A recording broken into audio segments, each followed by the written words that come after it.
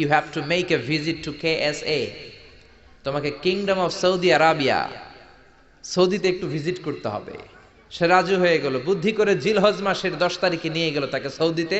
আপনারা জানেন হেরেমের বাউন্ডারিতে কোনো কাফের খ্রিস্টান ঢুকতে পারে না। তার পরিচয়টা গোপন করে মুসলিম বন্ধু তাকে নিয়ে গেল জিলহজের 10 তারিখ, হজের মৌসুমে। মক্কার পাশে, কাবাঘরের পাশে একটা বিল্ডিং আছে আব্দুল আজিজের ওয়াকফ, এটাকে বলে জামজাম টাওয়ার, দি মক্কা রয়্যাল ক্লক টাওয়ার, 120 তলা উঁচু। এটার 80 তলায় একটা হোটেল ভাড়া করলো, একটা রুম ভাড়া করলো।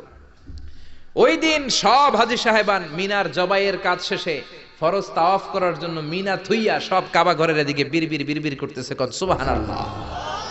মাগরিবের টাইম। খ্রিস্টান বন্ধু বলল, where is your magic man, তুমি না আমার একটা ম্যাজিক দেখাইবা।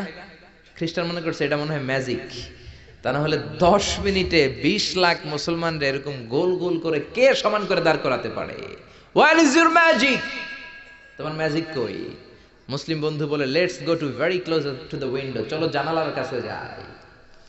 80 তলা বিল্ডিং এর উপর থেকে জানালার কাছে যে when they open the window, যখন জানালা খুললো, নিচে তাকিয়ে খ্রিস্টান বন্ধু তো অবাক। 20 লক্ষ হাজী সাহেবান, একটা ইজার, একটা রিদা, একটা সাদা কাপড়ের চাদর, একটা সাদা কাপড়ের লুঙ্গি পরে লাব্বাইক লাব্বাইক বলে কারে ডাকে?